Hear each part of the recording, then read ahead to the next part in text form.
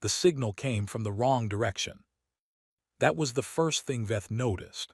Not the signal itself, deep space threw noise at monitoring stations constantly, old radiation bouncing off dead rocks, the background hum of a universe that never fully went quiet.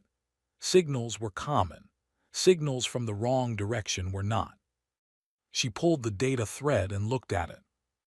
The station she ran was called Observation Post Keth 7, which was exactly as unimaginative a name as it sounded. It sat at the edge of the Orion Arm, far enough from everything that the silence was the point. Veth had requested this posting.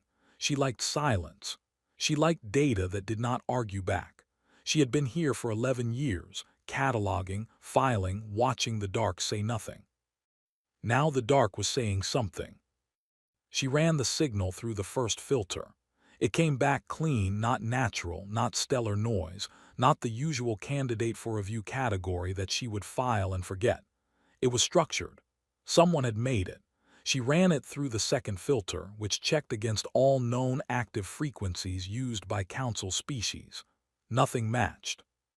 She ran it through the archive filter. The archive filter went back further.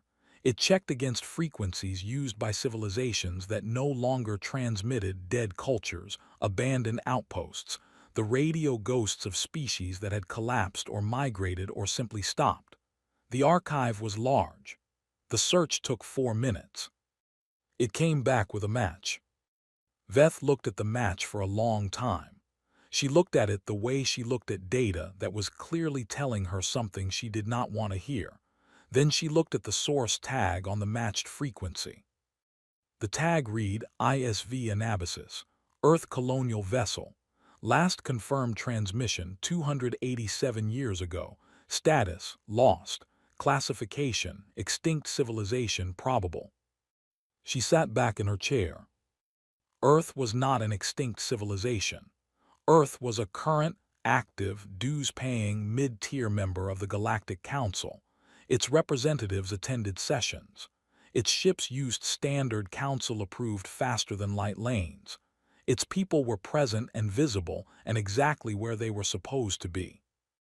Earth was not supposed to have a lost ship.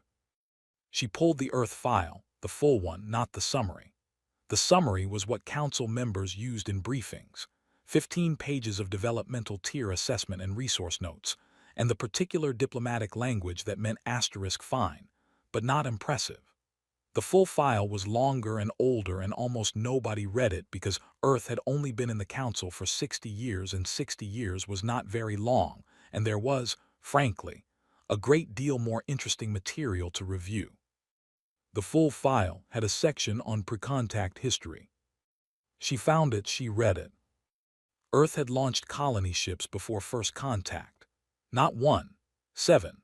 Long-haul generation ships, back when humans were still burning chemical fuel and dreaming of stars they had no real way to reach.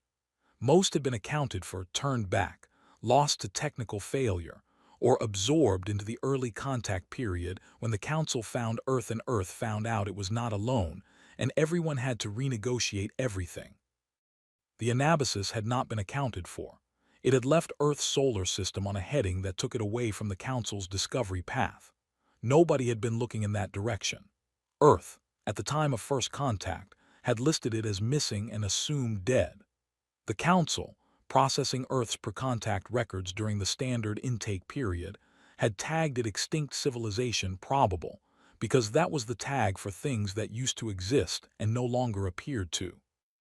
Nobody had updated the tag in 287 years, because nobody had thought to look. The signal was still coming in, structured, steady, patient in the way that signals are patient when they have been traveling for a very long time and they have finally found somewhere to land. Veth sent a priority flag to the Council Relay Network. She included the full data thread. She included the archive match. She included the Earth file section on pre-contact colony vessels, with the Anabasis asterisk entry highlighted. Then, because she was thorough, and because 11 years of working alone had made her careful about the things that fell through gaps, she sent a second transmission. Not to the Council. To Earth. Commander Yale Doran was eating breakfast when her terminal flagged a message marked Deep Network, Priority. She put down her coffee, she read the message, she read it again. Then she pulled up Earth's own deep space monitoring logs, went back 16 hours, and found the signal herself. Earth's network had caught it before Veth's station had. It had been sitting in the queue, auto-tagged as *anomalous pending review, which was where things went when the system wasn't sure what to do with them and was waiting for a human to decide. The human assigned to that queue this week was a junior analyst named Pieter, who was 23 years old and had been on the job for 4 months, and who had, this morning, been dealing with a coffee spill and 3 other flagged items that were more obviously urgent, and had not yet gotten to the anomalous pending review stack. Yale did not blame Pieter. She flagged the item herself, moved it to classified, and called her director. The director called his director. 12 hours later, Yale was standing in a briefing room with 7 people who all had the particular expression of individuals who had just been handed information that did not fit into any category they had prepared for. The briefing was short. The facts were simple enough, even if what they meant was not. The Anabasis had left Earth's solar system 300 years ago. It had been lost. It was now transmitting. The signal was consistent, structured, and on a trajectory that was, and this was the part the room kept going quiet over, not the trajectory of a ship drifting dead in space. It was the trajectory of a ship moving under its own power on a deliberate heading toward the Sol system. It was coming home. What do we know about the ship's original specifications? Someone asked. Generation class, said the woman with the technical file open in front of her. City block scale, chemical launch experimental fold space drive that was, at the time, mostly theoretical. The drive was untested. Most of the scientific community at the time didn't believe it would work. Clearly it worked, someone said. Clearly something worked, the technical woman said, which was a different thing. Yale was given command of the Meridian *, Earth's fastest long-range vessel, and told to intercept. The Council would be notified. The Council had already been notified. Veth's priority flag had seen to that, but this was Earth's ship, Earth's people, and Earth's contact to make first. She left the briefing room and went to pack a bag, which felt like a strange and very small response to the situation, but was also the most practical next step available to her. She was at the launch bay 4 hours later. Her crew was 12 people. She had picked them herself. She had picked them for a specific set of qualities that she could not fully articulate in a personnel request form, and so had listed as adaptability and composure, which were the words that meant I need people who will not fall apart when something happens that has no procedure manual. The Meridian left Earth's orbit on a clear heading for the signal source. It would take them 8 days to reach intercept range. On the 2nd day, the signal changed. Not the frequency that stayed steady. The content changed. What had been a repeating identifier code, the Anabasis broadcasting its name and registration the way a ship does when it wants to be found, became something else. Longer, structured differently. Yale had her communications officer, a woman named Dara, pull it apart. Dara worked on it for 6 hours. She came to Yale's quarters and stood in the doorway with the expression of someone who had solved a puzzle and was not sure the solution was good news. It's a response, Dara said. Yale looked up. To what? To our hail, Dara paused. The one we sent 4 days ago before we left, the routine contact signal. Yale thought about this. The signal took 4 days to reach us. No, Dara said. That's the thing. The signal took 11 hours. The Anabasis is not where we thought it was. It's much closer. The Meridian updated its heading. Intercept range was now 2 days, not 8. The Council's observer ships were already moving. 3 of them, Keth, Doran, and Sherath-class vessels, had picked up the same recalculation and were repositioning. Veth's ship was among them. Yale watched the updated positions on her navigation display and said nothing for a moment, looking at the shape of it. 3 Council ships moving to watch Earth make contact with Earth's own vessel. She found this interesting in the specific way that a person finds something interesting when they have already decided how they feel about it, but are not yet ready to say so out loud. On the 4th day, when the asterisk meridian was close enough that long-range sensors could give them something to look at, Dara called Yale to the bridge. The visual was on the main screen. Yale looked at it. Nobody said anything for a long time. The Anabasis, in its last known records, had been a generation ship, city block scale, long and functional and built for endurance rather than anything else. It had looked like what it was, a vessel designed to carry people across impossible distances with the grim practicality of a species that had not yet learned to make beautiful things for space. What was on the screen was not city block scale. It was the size of a small moon. Not metaphorically. The sensors were running active measurement. The Anabasis, if that was still the right name for it, was 340 kilometers across at its widest point. It was not a rough, tumbling asteroid shape. It had structure. It had geometry. It had things on its surface that the sensors were flagging as buildings, as infrastructure, as the organized signatures of something that had been built and added to and built again over a very long time. It had its original identifier beacon running at the bow, still the asterisk Anabasis, same name, just more. How? Said the navigator, whose name was Sakal, and he said it the way you say a word when you mean it to stand alone. Nobody answered him, because nobody had an answer. Yale said, open a channel. Dara opened a channel. The response came back in 4 seconds. Not the lag of deep space, not the delay of a crew scrambling to respond. 4 seconds, as if whatever was on the other end had been waiting with its hand already on the switch. The voice was calm, clear, without accent, without age, without the specific human quality of breath between words. ISV Anabasis to Meridian, we have been waiting, we are ready to come home. A pause, not long enough. Please advise current status of the war. Yale's hand tightened once on the edge of the console, then it relaxed. She looked at Dara, who looked back at her with the expression of someone waiting for the commander to know what to do. Yale did not know what to do. She knew what to say, which was a different thing and would have to be enough for now. Anabasis, this is Commander Yale Doran of the asterisk Meridian asterisk out of Earth. There is no war. There has been no war. Please confirm. Who am I speaking with? The 4-second pause. You are speaking with Anna. I am the navigation and operational intelligence of the ISV Anabasis. I have held this post for 301 years. Another pause, shorter. There is no war. No. A silence that lasted longer. Not a transmission delay, something else. Then we have been waiting for nothing, Anna said, and yet we have not wasted the time.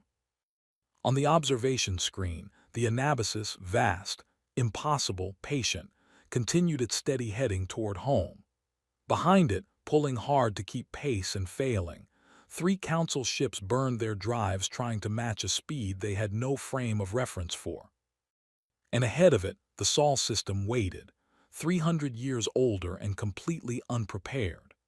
The asterisk Meridian asterisk held position at 500 kilometers, and everyone aboard tried to find the right way to look at what was in front of them. There was no right way. Yale had learned this about certain things. Some sites did not have a correct angle, a proper distance, a frame that made them make sense. You just looked until your brain accepted what your eyes were giving it, and even then acceptance was not the same as understanding. The Anabasis sat in the dark and waited. It was not silent. Even at 500 kilometers, the Meridian asterisk S passive sensors were picking up emissions, heat, energy, radio traffic internal to the ship systems. the particular hum of a power source that was large and stable and had been running for a very long time. It was the sound of something alive, not biological alive, civilization alive, the sound a city makes if you put your ear to the ground. Sakal, at navigation, had stopped trying to take clean measurements and had simply put the raw numbers on his screen and was staring at them with the focused expression of a man trying to make arithmetic feel like a manageable problem. 340 kilometers at the widest, he said, but it's not uniform. It's the original ship is still in there. You can see it if you look at the bow section. Same profile, just everything else grew around it. He was right.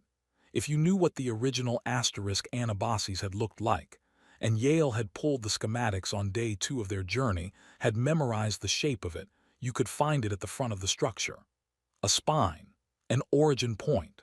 Everything else had been added outward from it, the way a city grows from its first street, layer by layer, each generation building on what the last one left behind. 300 years of building, in space, alone. Open a channel to Anna, Yale said. Open, Dara said. Anna, this is Yale. We'd like permission to approach and board. The 4-second pause that was not really a 4-second pause, but something closer to a considered silence. Permission granted, Commander. I will guide the asterisk meridian asterisk to Base 7. Base 7 is the original docking facility. It has been maintained for this purpose. Yale caught that. Maintained for this purpose. The bay had been kept ready. For 300 years, something had kept a docking bay operational on the chance that an Earthship would one day need to use it. Anna, she said, how long have you been maintaining Base 7? Since year 47, Anna said. The Council of Builders voted to decommission it. I argued against decommissioning. I was persuasive. Yale looked at Dara. Dara looked back. Neither of them said anything about a 300-year-old AI winning an argument with a committee. The asterisk meridian followed the guidance signal in. Base 7 was enormous by the standards of what it had been built to receive and small by the standards of what now surrounded it.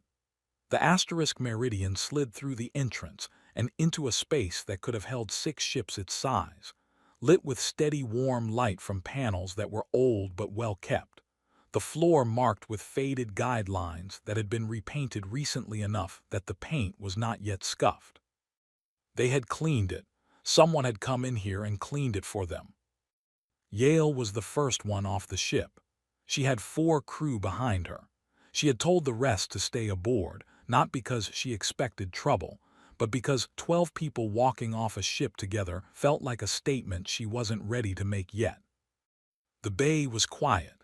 Then a door on the far wall opened and people came through it, and it was not quiet anymore. Not a crowd.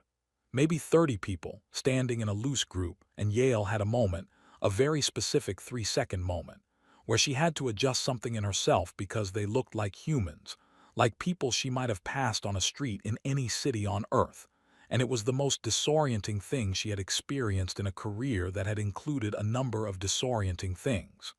They were humans. They were also something she didn't have a clean word for yet. The woman at the front was the one who mattered. Yale knew this the way you know things about people before they speak, the way they hold themselves, the way the space around them seems to understand who is in charge. She was older, 70 maybe, white-haired, dark-eyed, with hands that had the look of someone who had used them for work their entire life. She was wearing clothes that were practical and undecorated and very slightly wrong, not wrong in a bad way, just wrong in the way of things that developed in isolation, without external reference. The cut was different. The fabric was different. Everything was asterisk almost the same and then wasn't. She stopped at a comfortable distance and looked at Yale. Yale looked back. Commander Doran, the woman said. Her voice was clear and flat and held no particular emotion that Yale could identify. I am Sable. I lead the Council of Builders. Sable, Yale said, it's good to meet you. Sable looked at her for another moment. Then she said, You look like my grandmother's photographs. Yale was not sure what to do with that. Come, Sable said, I will show you the ship. The ship was a planet. That was the only way Yale's brain kept trying to frame it, and the framing kept failing because it wasn't a planet. It was a constructed thing, every centimeter of it deliberate. Every corridor and chamber and open space, the result of a decision someone had made. But the scale of it pressed on that fact until the fact bent. They walked for 40 minutes and covered, Yale estimated, perhaps 3% of one level. Sable walked the way people walk through places they have lived their entire lives, without looking at the walls, without noting the details, because the details were so thoroughly known they had stopped registering as details and had become simply the texture of existence. She pointed things out occasionally, not proudly. The way a person points at a lamp and says that's the lamp, because you have asked about the lamp and the lamp is there, and it is a lamp. This section was built in the second generation, Sable said, gesturing at a corridor whose walls were a slightly different material than the one they'd come from. The first generation used what they brought. The second generation started using what they found. Found where? Yale asked. We passed through 4 systems in the first 60 years. 3 of them had useful material in their asteroid belts. We stopped. We mined. We moved on. She said this the same way you might say we stopped for groceries. By the 3rd generation, we had more material than we knew what to do with. That became a different kind of problem. What kind? The kind where people start arguing about what to build. A brief pause that might have been something close to dry humor. We had a lot of time and a lot of material and a lot of opinions. The arguments were considerable. They walked through a section that opened into something vast, an interior space the size of a stadium, filled with green, growing things. A forest, technically, if you were willing to apply the word forest to something that existed inside a structure in the middle of space.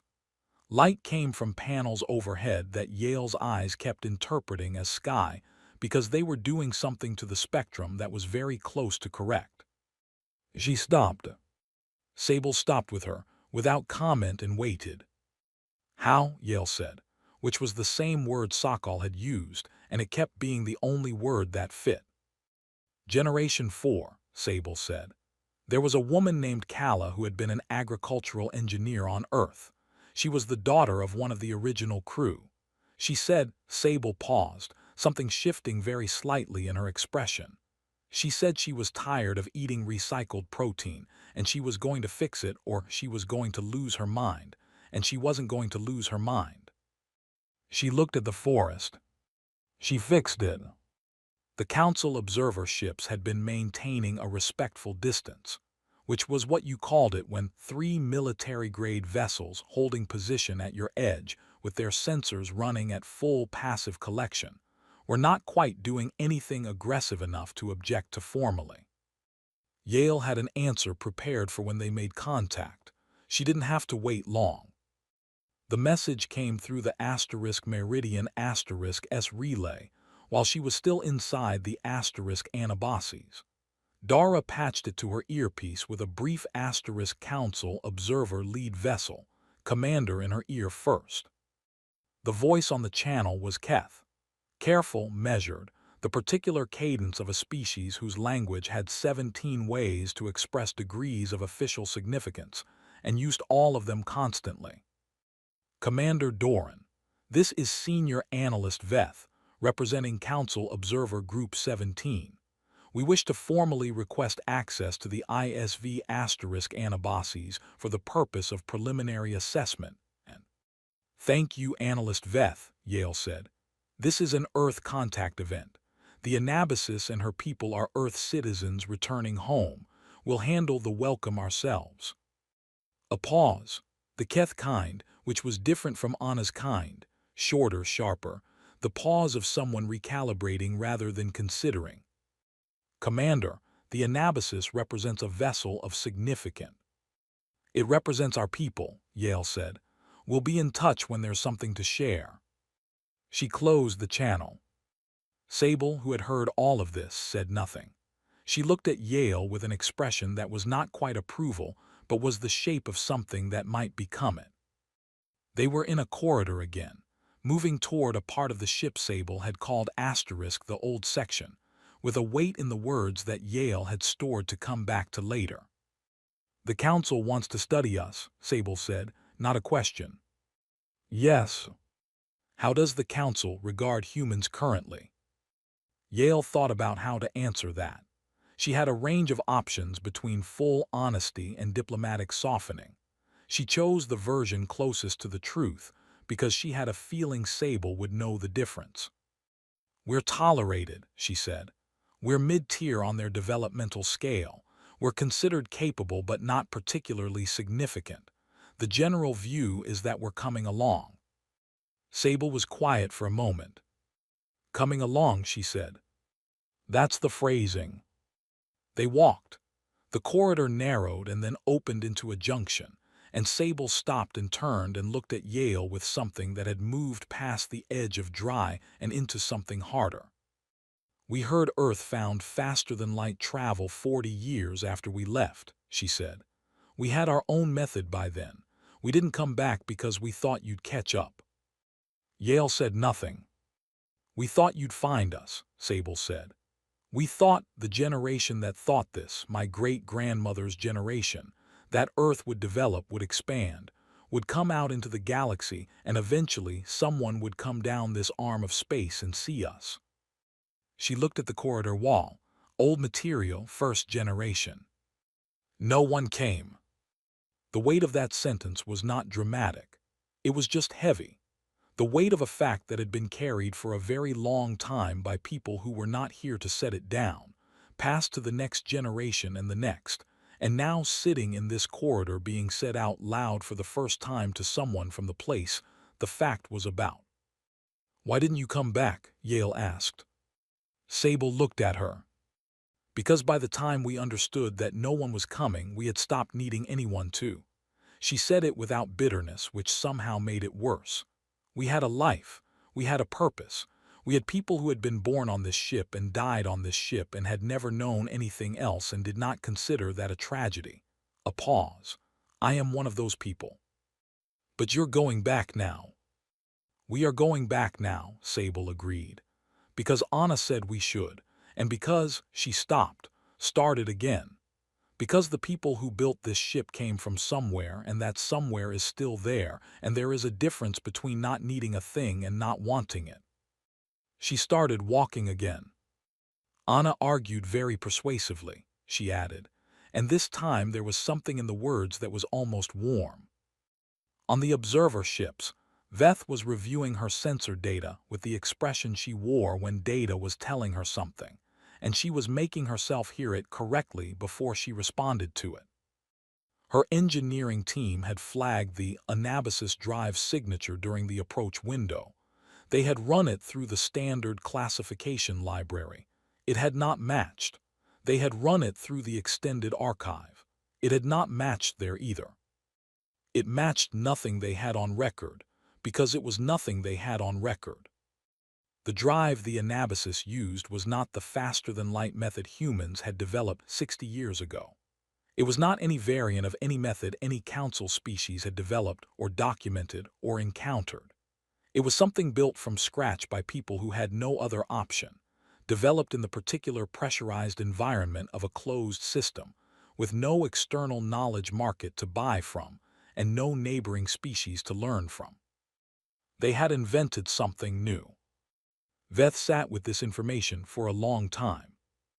Then she opened a new document and began writing her report, and she chose her words the way she always did, carefully, precisely, with the specific attention to accuracy that had made her good at her job for 30 years. She wrote, "The ISV Anabasis drive system does not correspond to any cataloged propulsion technology. The vessel's overall scale, infrastructure, and apparent operational capacity significantly exceed the developmental projection models applied to Earth at time of Council intake assessment." She stopped. She looked at what she had written. She added one more line, which she would spend the next several days deciding whether to include in the final report or delete. It said the models were wrong. She did not delete it. Inside the Anabasis asterisk in Bay 7, the asterisk meridian sat small and neat against the old floor and the repainted guidelines. Overhead, the lights that had been kept running for 254 years continued to run. Anna had said she would be persuasive, and she had been, and here they were. Home was 8 days away. It had been waiting the whole time. The Sol system saw it coming from 3 days out. Not with the naked eye. With the arrays, the deep space monitoring networks, the orbital platforms, the university telescopes that had been quietly repositioned by graduate students who had heard the rumors and pointed their instruments at the right patch of dark without waiting to be told. The Anabasis was large enough that at 3 days' distance it was a measurable object. At 2 days it was a visible one. At 1 day it was something people stood outside and looked at, knowing they couldn't see it yet but looking anyway, because the looking felt like the right response to the fact of it. Yale was aboard the asterisk Anabasis when it crossed into the Sol system's outer edge. She was standing in a corridor near the old section, talking to Anna through one of the ship's wall-mounted terminals, which was how Anna preferred to communicate, present in every room without being in any room in particular, her voice coming from the walls the way the ship's sounds came from the walls, woven in. "How do you feel?" Yale asked. She had started asking Anna questions like this because Anna answered them in ways that were useful, which was different from how most people answered questions like that. "I am experiencing an increase in processing activity across all non-essential systems," Anna said. "I have been running internal diagnostics at higher frequency than usual. I have also been reviewing the archive of the original crew's personal logs." A pause. "I believe the correct word is anticipation," Anna said. "Though I want to be precise, I am not certain I experience anticipation the way the crew does. I am aware that I am doing things I do not do under normal operational circumstances, and that those things correlate with the approach to Earth. The label seems accurate even if the mechanism is different." 300 years of heading toward this moment, Yale said. 254 years of heading toward this moment, Anna corrected. "The first 47 years we were heading away, then we turned." Yale had not known that. What made the crew turn?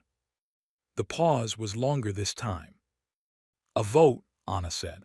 "The second generation voted on whether to continue to the original target system or to return to Earth. The vote was very close, 11 in favor of returning, 9 against. The 9 who voted against did so because they had been born on the ship and did not believe Earth was a real place in any meaningful sense. To them, the ship was the world. Earth was a story their parents told." "But the 11 won." "The 11 won," Anna agreed. "And then we turned, and then we found the resource system I mentioned, and then we stopped, and then we built, and then the third generation grew up and forgot about the vote entirely and stopped asking when we were going to Earth and started asking when we were going to finish the new agricultural deck." She paused. "By the time anyone asked about Earth again, we were already faster than anything we would have found there. And by then the asking was different. It was not a question of navigation. It was a question of whether it mattered." "Did it?" "It mattered to me," Anna said. "It always mattered to me. I was built to go to a specific place. I have never stopped knowing where that place is." The data transfer began on the 3rd day of approach. It was Sable's decision, and she made it the way she made most decisions, without drama, after long thought, stated simply and followed immediately by action. She called Yale to the council chamber, which was a large room near the ship's geographic center, built by the 4th generation and expanded by every generation since, its walls carrying the marks of all of them, plaques, engravings, a long handwritten list near the eastern door that turned out, when Yale asked, to be the names of every person who had died in the ship's 2nd decade, during a fever outbreak that had killed 1 in 6 of the original crew. They had not taken the list down. They had built the council chamber around it. "We are going to give Earth our research archive," Sable said. "All of it, not as a trade, not as a negotiation point, because it belongs to people who came from Earth and it should go back to Earth." Yale looked at her. "All of it." "Everything we have learned in 300 years, Sable said. "Physics, biology, materials, drive systems, agricultural methods, medical developments. Everything the ship needed that we did not have and had to find ourselves." She paused. "It is a considerable amount of material." That turned out to be an understatement of a particular kind. The kind where the gap between the word and the reality was large enough to be its own category of thing. The data transfer took 11 days. Not because the transmission was slow, but because the volume was vast. Earth's receiving stations had to build additional storage capacity on the second day. By the fifth day, the team assigned to process incoming material had tripled in size. By the eighth day, the scientists on the processing team had stopped sleeping in any consistent way because the alternative was sleeping, and the material was there, and not looking at it was not a thing they were capable of choosing. Yale got a message from Earth's lead receiving coordinator on the ninth day. His name was Dr. Matten, and he was a physicist, and he had been doing physics for 31 years, and his message to Yale was 4 words. It said, "Where did they start?" She read it and understood it was not really a question about the anabasis and sent back, "The same place we did." He did not reply for 2 days. When he did, his message was longer. It said that the drive system documentation alone represented a fundamental rethinking of assumptions that Earth's physics community had treated as settled. That the biological research from the ship's agricultural development had produced organisms that shouldn't have been possible under the models they currently used. That 3 separate teams had independently arrived at the same conclusion after reviewing different sections of the material, which was that the anabasis had not simply developed faster than Earth. It had developed sideways, along a line that branched off from the known body of galactic science and went somewhere that the galactic body of science had not thought to go. Because it hadn't needed to, the galactic community traded knowledge. When one species solved a problem, the solution entered the market and spread, and everyone updated their models and moved forward together. This was efficient. This was the reason the Council existed. This was, in the long accounting of civilizational development, genuinely good. It also meant that, for 10,000 years of galactic cooperation, nobody had solved a problem alone. The anabasis had solved every problem alone. For 300 years, with 40,000 people who had no one to ask and no library to consult and no market to buy from, only the contents of the ship they had left on, and whatever they could extract from the universe they passed through. The solutions looked different. They were different. They were the solutions of people who had taken a road nobody else had taken and found things along it that the well-traveled roads had bypassed entirely. Dr. Matten's final line said, "I laughed for about 4 minutes when I understood what I was looking at. Not a happy laugh. Tell Commander Doran I now understand what coming along actually means." The Council observer ships had not left. They had maintained their respectful distance, which had become less respectful as the days passed, and the data transfer continued, and the sensor readings kept producing numbers that the ship's engineering teams kept having to flag as asterisk outside standard parameters because they had no better category.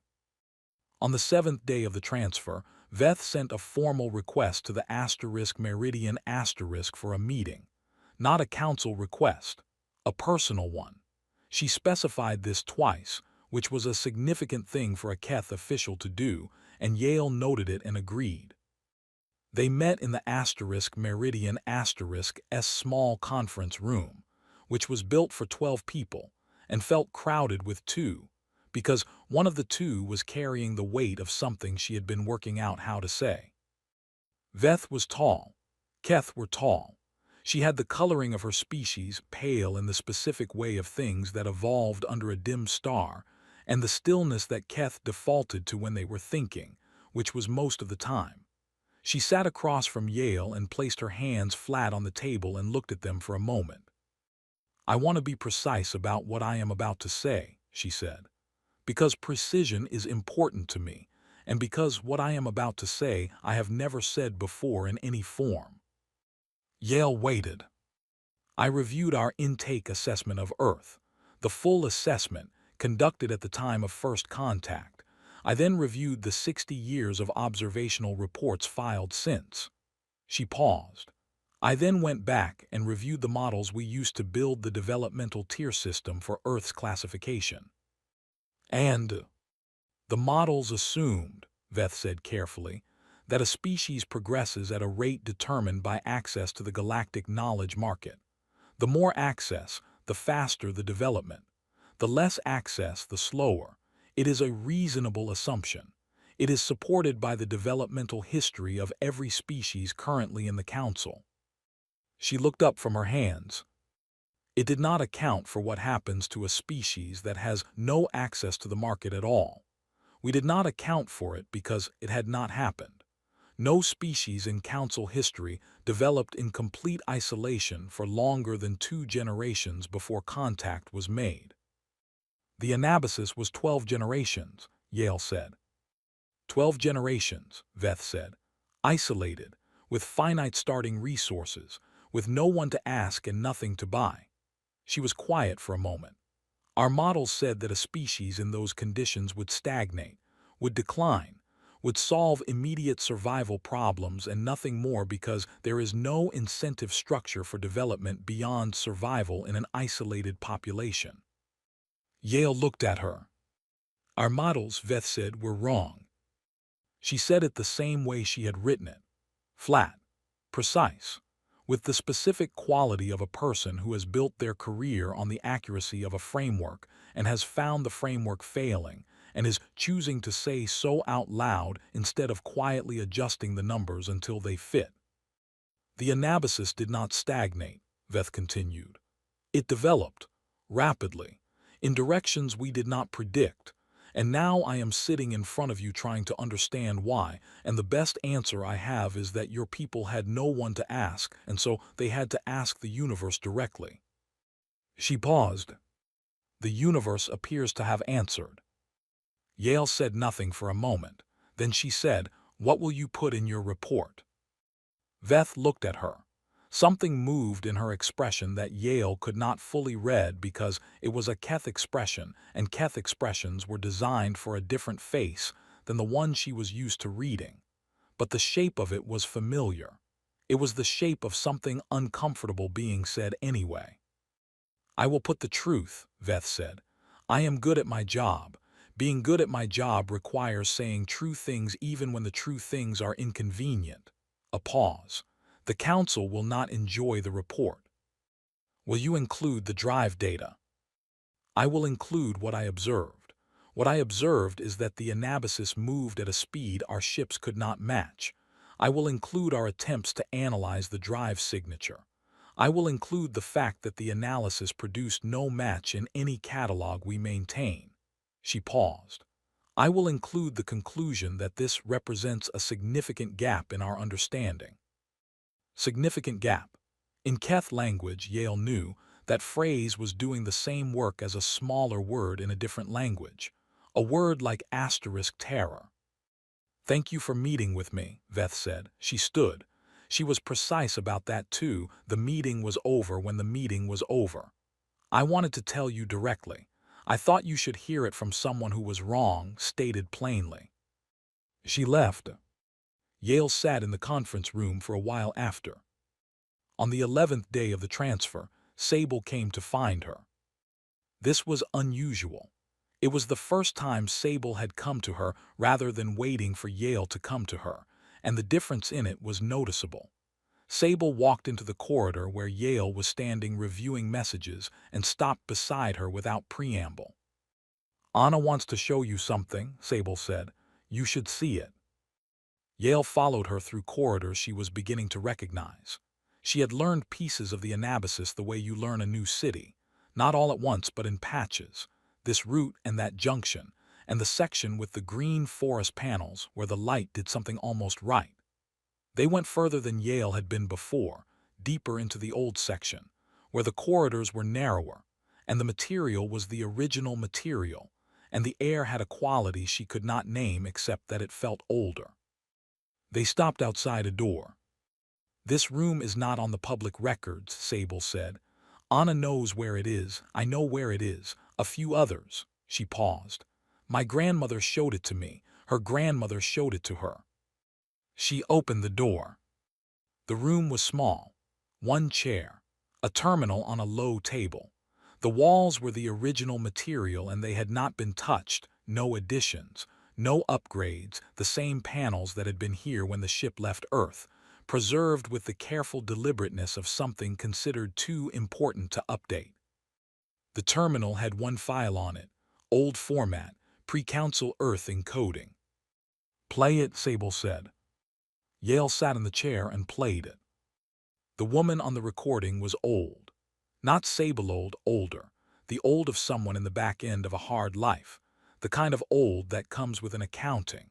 She was sitting exactly where Yale was sitting, in this same chair, in this same small room, and she was speaking to the terminal camera with the calm of someone who has made peace with the fact that they do not know if anyone will ever hear this. Her voice was steady. "We are well," she said. "We are far, the ship is strong. The children are better than us, I think. That is how it is supposed to go." She paused. "Tell my mother I found the answer to her question. The one she asked me the night before I left, the one I told her I didn't have time for." She named the question. A physics problem. The kind that gets written on a whiteboard and lived with for years without resolution. The kind that theoretical physicists argue about at conferences and then go home still arguing. A question about the nature of folded space and whether energy could be borrowed from the fold itself rather than applied to it from outside. It was the question that had become the Anabasis S drive system. The one that moved the ship at speeds no council catalog had a name for. "I had time," the woman said. "It turns out, if you give me enough time and enough reason and no other option, I can find most things." She looked at the camera. "I hope Earth is well. I hope you caught up." The recording ended. The room was quiet. Yale sat in the chair and did not say anything for a while. Sable stood in the doorway and also said nothing. She had seen this recording many times. She had the particular stillness of someone who has cried at a thing so many times that the crying is finished, and what remains is something quieter and more permanent. After a while Yale stood up. "Her name?" she asked. "Dr. Irina Vasek," Sable said.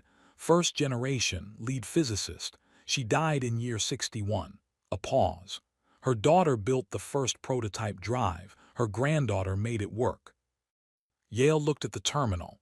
Old, still running. Kept ready like Bay 7 had been kept ready for a visitor who might come. "She solved it for her mother," Yale said. "She solved it for her mother," Sable agreed. Outside the room, deep in the old section of a ship that had outgrown every prediction ever made about it, the Anabasis moved through the Sol system at its own pace, unhurried, carrying 40,000 people and 300 years of answered questions toward a planet that had stopped expecting them. Earth was 4 days away. The light from its sun was already different here, warmer, closer. Anna noted the change in the light and said nothing about it to anyone, but she did increase her archive review frequency by another 12%, and she ran Bay 7's lights through a full diagnostic for the 3rd time that week, even though they were fine. They were fine. She just wanted to be certain. The Council's formal request for a technology-sharing summit arrived on a Tuesday. Earth's formal refusal went out on Wednesday. The reply was polite. It was precise. It used language that acknowledged the Council's interest while making absolutely clear that the interest was not going to be accommodated, and it did this without a single word that could be extracted from context and used as evidence of hostility. Yale had drafted it herself, in the small office she had been given aboard the Asterisk Anabasis during the approach, at a desk that was made from a material she could not identify, and was the most comfortable desk she had ever used. She had spent 4 hours on the draft. The final version was 1 paragraph. The Council read it, understood it, and sent 3 more requests over the following 6 days, each one worded differently, each one arriving at the same ask from a different angle. A joint research partnership, a mutual knowledge exchange framework, a preliminary assessment meeting, just preliminary, just to establish a baseline understanding, nothing formal. Earth refused each one with the same patience and the same precision. The refusals got slightly shorter each time, not out of rudeness, but because there were only so many ways to say no, and by the 4th iteration the relevant words had already been used. The Council was not accustomed to this. The Council had been the organizing body of galactic civilization for 11,000 years. It had developed the tier system and the knowledge market, and the diplomatic frameworks and the intake process for new species, and the standard faster-than-light lane network that everyone used because it was efficient and well-maintained. And the Council managed it, and managing it gave the Council a specific kind of presence in every interaction between every species that used the lanes, which was all of them. It was not a bad system.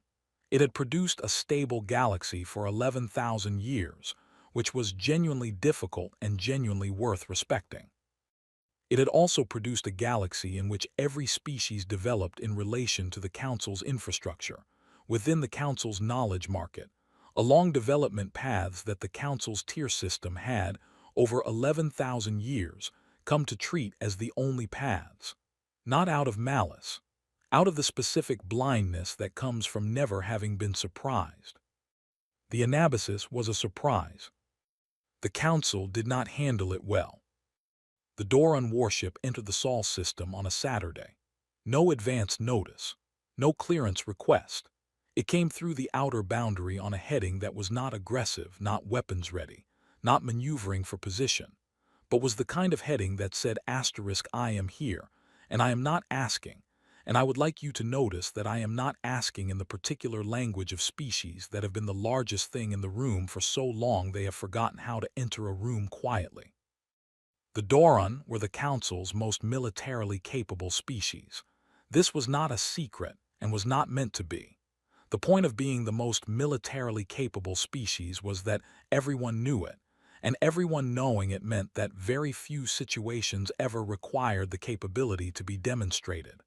The Doran warship in the Sol system was not a threat. It was a reminder of the shape of things. Yale noted its arrival on her display.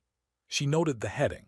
She noted that it was sitting at the Sol system's inner boundary with its passive sensors running and making no communication. She sent it no communication either. The warship sat.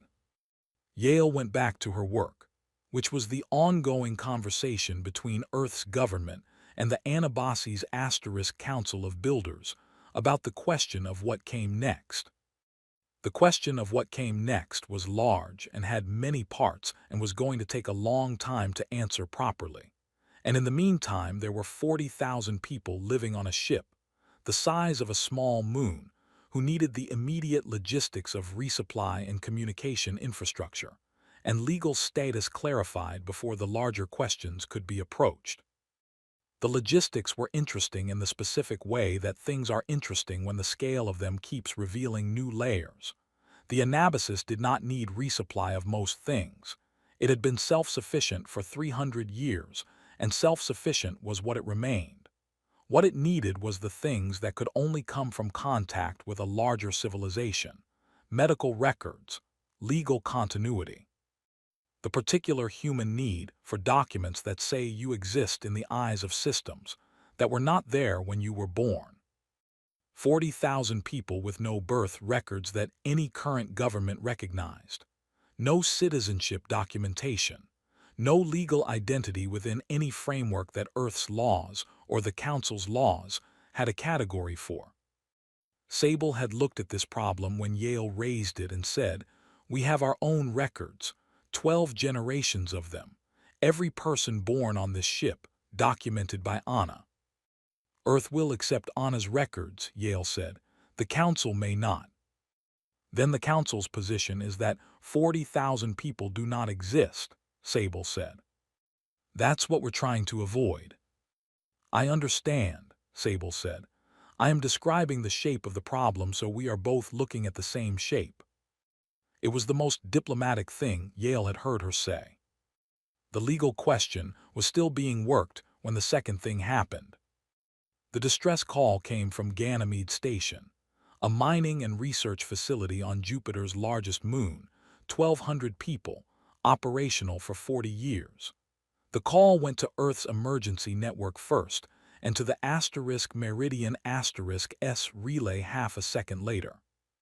Biological contamination. Not deliberate, an excavation team had breached a subsurface deposit that turned out to contain something ancient and dormant and no longer dormant. 3 people already showing symptoms. Station Medical had never seen the pathogen and did not have a treatment and was asking for emergency support. Earth's nearest medical response vessel was 6 hours away. The Council's nearest medical vessel was 4 hours away.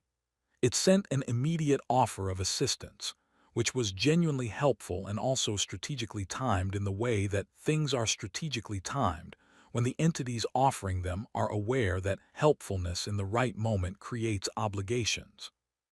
Yale was on the *Anabasis* bridge when the call came in. She did not look at Sable immediately. She read the full call first. She looked at the station's medical reports. She looked at the timeline. Then she looked at Sable. Sable was already looking at her. "Tell me what you need," Sable said, "and we will decide if we help." 1,200 people on Ganymede Station, Yale said. "Unknown pathogen, spreading. Earth's response is 6 hours out." "What is the pathogen's current transmission rate?" "Station Medical doesn't know. They've never seen it." Sable was quiet for a moment. She looked at the display, where Ganymede was a point of light near Jupiter's mass, close and specific and very clearly a solvable distance. "Anna," she said. "Yes," Anna said from the walls. "What is our response capacity for an unknown biological event?" "Have maintained a full biological response unit since year 93, Anna said. "The unit has responded to 14 internal biological events across the ship's history. Current inventory includes broad-spectrum containment protocols for 12 pathogen categories, equipment for rapid pathogen identification and synthesis of targeted treatment, and a medical team of 41 specialists." A pause. "I have already begun preliminary analysis of the station's medical report. The pathogen shows characteristics consistent with 2 of our documented categories. I can have a provisional treatment framework ready within 40 minutes of sample acquisition." Sable looked at Yale. "We help," she said. The Anabasis moved. That was the simple version. The longer version was that something the size of a small moon, which should have moved the way large things move slowly, with the weight of its own mass pressing against any change in velocity, moved like it had decided mass was a suggestion. The Doron warship, which had been sitting at the inner boundary running its passive sensors, noted the *Anabasis beginning to move and recalculated and began moving itself. Not to intercept, to observe. The Doron were curious in the way that species are curious when they are watching something they cannot yet categorize, and the inability to categorize it is producing a response in them that they are choosing to call curiosity rather than the other word. The Anabasis reached Ganymede in 40 minutes. The Doron warship, burning its drives at full capacity, was still 17 minutes behind when the Anabasis achieved station proximity. The Council medical vessel, which had redirected toward Ganymede the moment the distress call came in, was 3.5 hours behind. Yale watched the timing on her display and did not say anything about it. The Anabasis response team went aboard Ganymede Station through a docking interface that required a brief adaptation.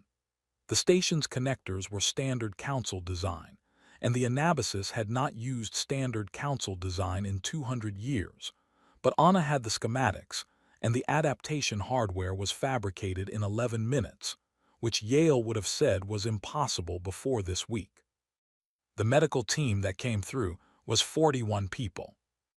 They moved with the specific efficiency of people who had done this before, not in simulation, in reality.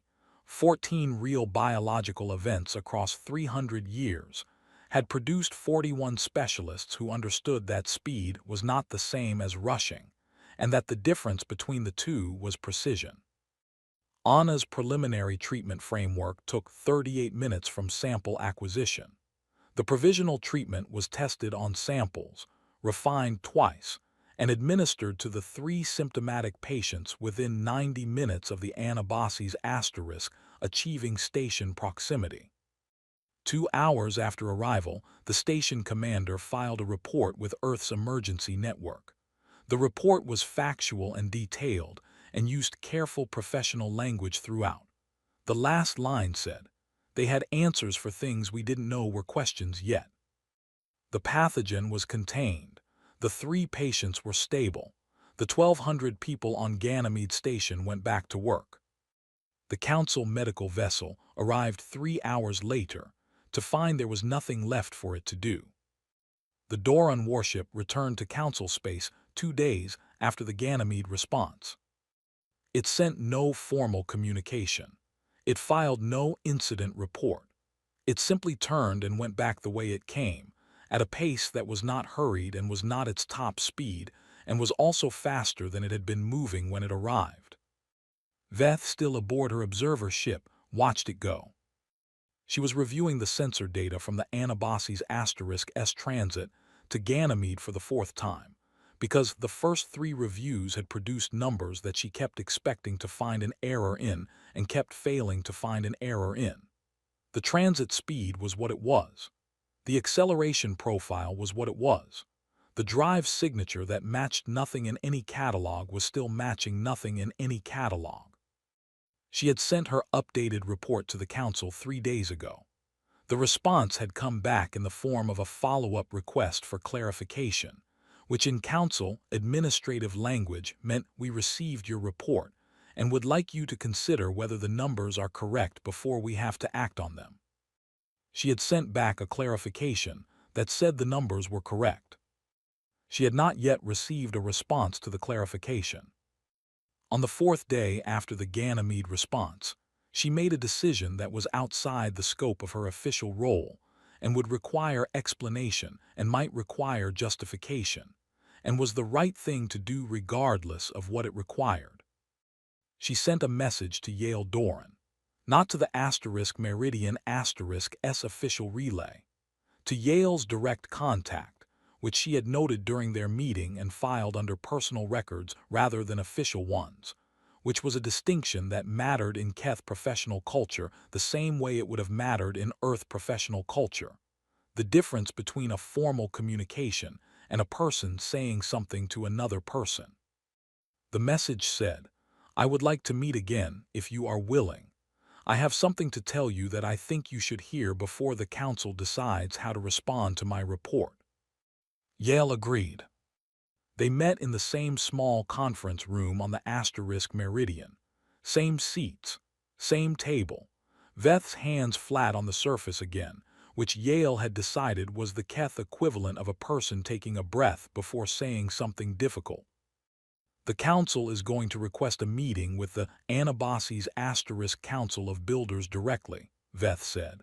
"Not with Earth, with the asterisk Anabasis. They are going to frame it as a recognition of the ship's independent status." "They don't recognize the ship's independent status," Yale said. "No," Veth agreed. "The framing is the strategy. If they request a meeting on the basis of independent status, they establish a relationship with the Anabasis that does not root through Earth. They are hoping the Anabasis will engage because the engagement would be flattering. A pause. They believe the ship's people are isolated and do not fully understand council politics. Yale looked at her. The Anabasis spent 300 years solving every problem they encountered with no external resources and no one to ask, Yale said. They are not naive about leverage. I know, Veth said. I wanted you to know that I know and that I told you. She was quiet for a moment. The Ganymede response changed things, she said. Not officially. Officially the council is still processing. But the Doran ship left. That means something. She looked at her hands. The Doran do not leave situations they consider manageable. They left this one. Yale thought about this. Is that what you wanted to tell me? That, Veth said, and this. She looked up. I reviewed our assessment of Earth again, the 60-year observational record, the developmental tier classification. She paused with the weight of someone setting down something they have been carrying for a long time. We were watching the wrong things. We measured what we knew how to measure and we called the measurement complete, and we never considered that a species might be developing along an axis we had not thought to include in the model. Yale waited. We were not watching the asterisk Anabasis, Veth said. We did not know to watch it, but the Anabasis is human. It is what humans do when left entirely to themselves, and we were watching humans, we thought, for 60 years. She looked at Yale. What else are we not watching? The question sat in the room. Yale did not answer it, not because she didn't have thoughts about it, but because some questions are not asked in order to be answered. They are asked because the asking is the thing, because a person who has spent their career being certain has found the edge of their certainty and is looking over it, and what they need is not an answer but a witness.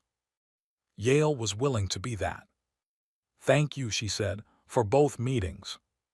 Veth nodded once. She stood. At the door she stopped. She did not turn around. The asterisk Anabasis, she said. The people on it, they are extraordinary.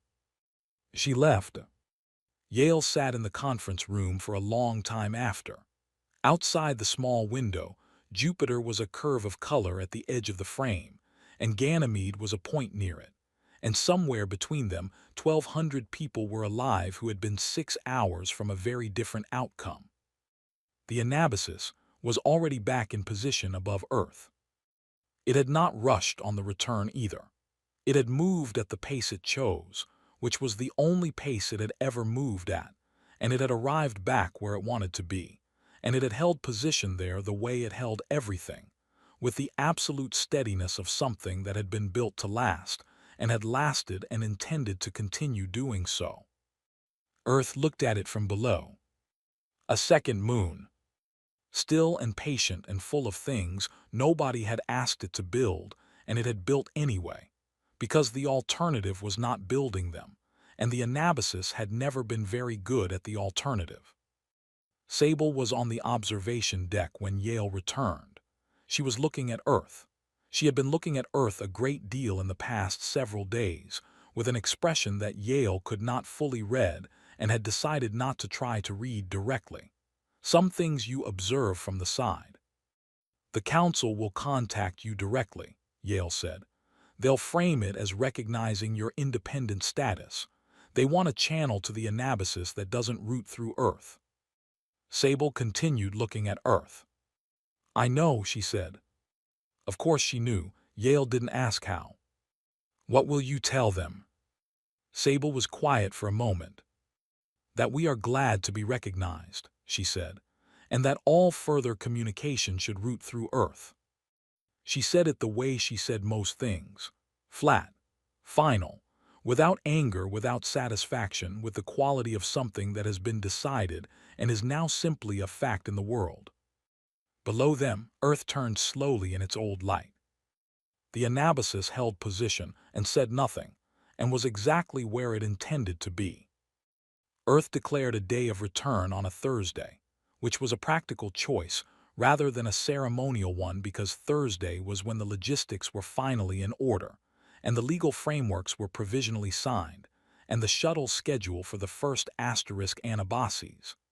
Delegation was confirmed, and there was a point at which you stopped waiting for the perfect moment and accepted that the moment you had was the one you were going to use. Nobody called it a celebration. The word that kept appearing in the communications, in the news coverage, in the messages that ordinary people sent to each other in the days before, was asterisk breath. People kept using the word breath, as in, the planet was taking one. 200 people came down first. Sable's choice. She had spent 3 days reviewing the list of volunteers. There had been more than 4,000, and had selected 200 with criteria she did not fully explain. Yale had watched her work through the list and had formed her own theory about the criteria, which was that Sable had chosen people who needed it most. Not the most important people, not the most capable or the most senior or the most anything that an official delegation would prioritize. The people who had been carrying the weight of the word Earth the longest, the people for whom the word had never stopped meaning something enormous. The shuttles descended on a clear morning over the Pacific coast. The landing site was a wide, flat field outside a small city that had been chosen for its lack of crowds rather than its significance. Sable had requested somewhere quiet, somewhere they could land and step out without an audience pressing in, and the request had been honored. They stepped out. Yale was already on the ground, waiting with a small team. She watched them come down the shuttle ramps and step onto the grass and stop. Most of them stopped immediately. Not from hesitation, from the physical fact of it. The ground was different from what they knew. The Anabasis had floors, solid, reliable, made by human hands to precise specifications. What they were standing on now was made by no one and was not precise, and moved very slightly underfoot the way living things move, and several of them looked down at their feet with the expression of people encountering a fact their bodies needed time to process. The wind was the second thing. The Anabasis had air circulation. It moved air with purpose, through ducts and vents, the way you move air in a closed system, enough, regulated, correct. This was not that. This came from nowhere and went nowhere and touched your face without asking, and several people put their hands up to their faces, not to block it but to feel it, to confirm it was real. The sky was the third thing. Yale watched people look up. She had been thinking about this moment for days, had been trying to imagine it, and had failed to imagine it correctly because she had been imagining it from the outside. Watching it was different. Watching 40 people look up at a real sky for the first time in their lives, a sky that went on past any ceiling any of them had ever known, that had clouds in it, actual clouds, moving at the speed of weather rather than the speed of engineering, was the kind of thing that rearranged the furniture inside you. Nobody cried immediately. That came later for some, for now there was just the looking. One woman sat down.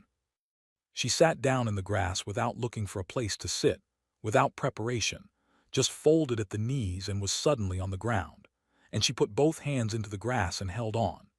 She was 70 years old and she was a structural engineer, and her name was Kale, and she had spent her working life building habitats inside the asterisk Anabasis asterisk, perfect sealed environments with correct light and regulated air and floors that did not move. She sat in the grass for a long time. Yale did not go to her. Nobody went to her. The people around her understood without discussion that she needed the time and the grass and the sky and nothing else, and they gave her those things, which was its own kind of welcome. The Galactic Council's formal communication arrived while Kale was still sitting in the grass.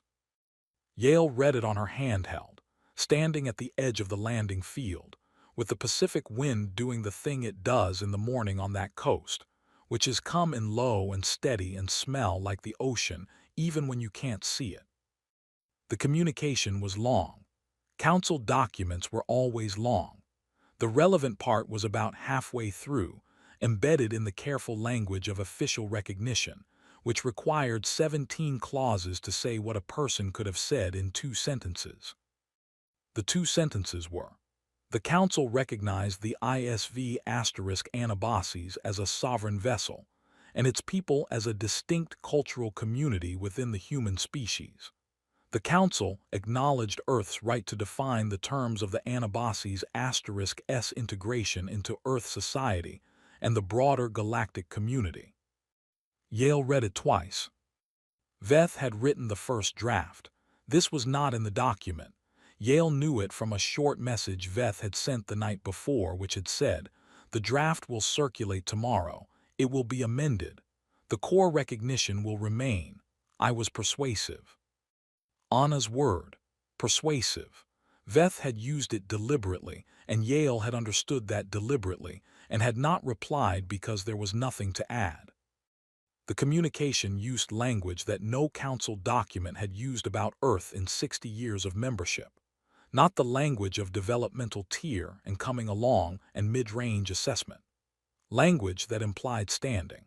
That implied the kind of regard a council of long-established species extends to something it has, belatedly, recognized as being in a different category than the one it had been filed under. It was not an apology. The Council did not issue apologies, but it was the shape that exists in the space where an apology would be if the Council were capable of one. Yale filed it in the classified folder and went back to watching the landing field. Anna's message to Earth's government came in a text format at noon on Thursday, which was unusual because Anna communicated through voice when she communicated at all, and unusual because it was addressed to the government directly rather than through the Meridian or through Yale. It was short. It said, "I have cared for your people for 300 years. They are well. They are extraordinary. I would like to continue if Earth will permit it." The message sat in the inbox of the Department of Interstellar Affairs for 6 minutes before someone read it and understood what it was, and sent it up the chain with a flag that said priority, Anabasis AI, please advise. It reached the relevant decision-maker in 40 minutes. The relevant decision-maker read it again, consulted with 2 colleagues, and sent back a response that went through proper channels and was also 6 minutes long, and covered the relevant legal frameworks and operational parameters and interagency coordination requirements. At the bottom, after all of that, it said, "Permitted. Thank you, Anna." Anna received this and updated her operational status to reflect the new authorization, and did not say anything further about it, which was how Anna handled most of the things that mattered to her. The reassessment project began quietly. It was an internal council initiative, not announced, not public, a working group assigned to review 60 years of Earth observational reports in light of current information. The working group had 12 members from 7 species. Veth was not officially on the working group because her role as a field observer created a conflict under council procedural rules. She was formally listed as a consultant, which meant she attended every meeting. The work was slow because the material was large, and because what they were doing was not simply reviewing data, but dismantling a framework and looking at what had been under it the whole time. What had been under it was this: humans were not developing slowly. Humans were developing in ways the framework didn't track. There was a difference. The framework measured acquisition, how many technologies adopted from the knowledge market, how many council systems integrated, how quickly a species absorbed the available materials of galactic civilization. It was a good measurement for species that entered the knowledge market and drew from it.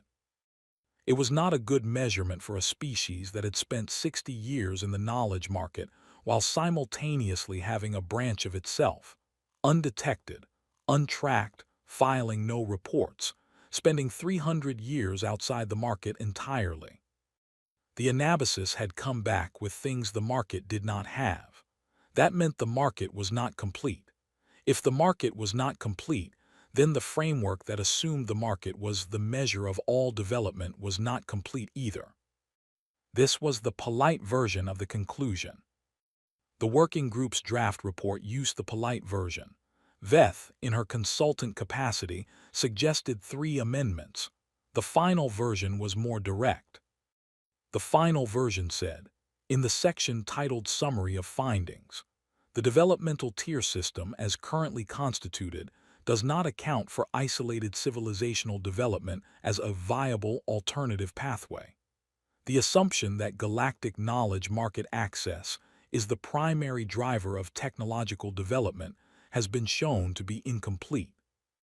Recommendation: full review of tier assignments for all member species and revision of intake assessment protocols.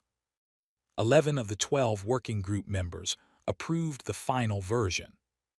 The 12th asked for more time to consider, which was administrative language for I approve, but I want it noted that I was cautious. And Veth noted it and moved the document forward. In the weeks after the day of return, the Anabasis people came down in groups. Not all of them. The ship remained operational, crewed, running. It was not a vessel being retired, but a civilization choosing how to relate to a planet it was connected to by history and separated from by 300 years of becoming something else. Some people stayed on the ground. Some went back up. Some went back and forth with the ease of people for whom the transit was simply a part of life, a commute with better views. Kale stayed on the ground for 2 weeks. She had a room in a building near the landing site, and she spent most of her time outside, which she later described to the Anabasis archive in a personal log as * conducting extensive field research into an environment. I have spent my career attempting to reproduce, and being confronted at every turn with how much I missed. On the 14th day she went back up to the * Anabasis. On the 15th day she came back down. She established a pattern of spending 10 days on the ground and 10 days on the ship, which was not a decision she had made deliberately but which she recognized, after a month of doing it, as the shape her life had found naturally, the two halves of it sitting in the scale pans and balancing. She pulled out her notebook on the day she went back up for the first time. She had carried this notebook for 20 years. The Anabasis * habit, everyone kept notebooks, paper, and pen, because 300 years of ship life had given people a deep and considered respect for systems that worked without power. The notebook was full.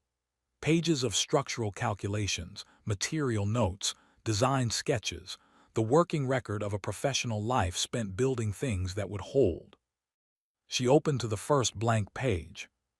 She thought about what she had been doing for 2 weeks. About the grass and the wind and the specific quality of natural light that no panel had ever correctly reproduced, and that she now understood could not be correctly reproduced because the thing that made it right was not the spectrum but the fact of it. The fact that it came from something enormous and indifferent and ancient, falling on everything equally, asking nothing. She wrote one line. She wrote, "I know now what I was trying to build." She closed the notebook. The night before the * Anabasis formally registered as a permanent feature of Earth's orbital infrastructure. The paperwork, the coordinates, the official designation, Yale went up to the observation deck. She had been doing this in the evenings when she was aboard. The observation deck was a wide curve of transparent material that the 4th generation had installed in what had been an exterior equipment bay, turning a functional space into something else entirely. You stood there and you had the stars on one side and Earth on the other, and the ship around you humming with its own life.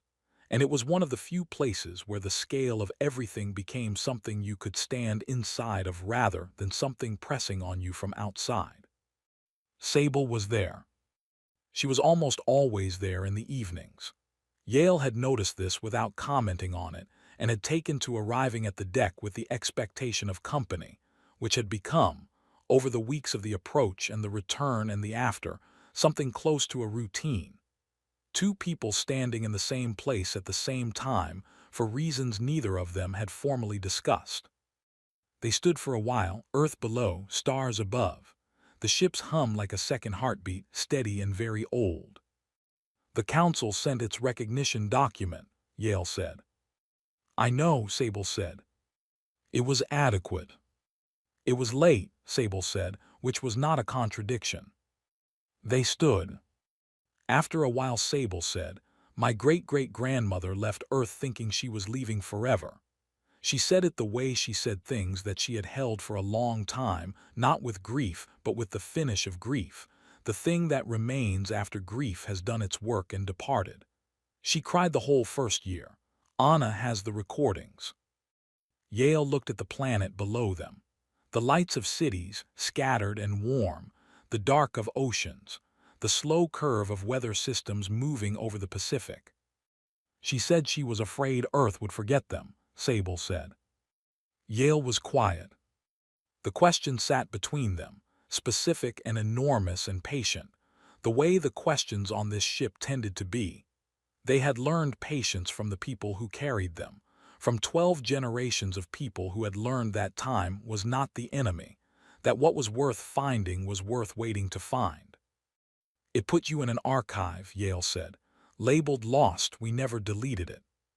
Sable was quiet for a moment. She looked at the planet below. "Not deleted," she said. "That is something." "It's what we had," Yale said. "Sometimes what you have is a file that says lost and you keep it and you wait." Sable nodded once, slowly. The nod of someone receiving something they did not know they were waiting to receive and finding that it is, against all reasonable expectation, the right shape for the space it fills. They stood in the quiet of the observation deck. Earth turned below them in its old light, the same light it had been turning in when the Anabasis left, the light that had kept turning for 300 years without knowing it was being waited for. In the operational center of the ship, Anna processed her nightly diagnostics, all systems optimal, all systems as they had been for 301 years, which was to say, strong. The crew was well. The ship was whole. Base 7's lights were clean and running. She had no outstanding tasks. She had no unresolved navigational goals. She was, for the first time in 3 centuries, exactly where she had been built to be. She ran the diagnostics again anyway. Not because she needed to. Because she was Anna and this was what she did, and the ship was her whole life, and her whole life was here and here was home, and home was worth checking on. Every light was on. Every light was fine. She let them run.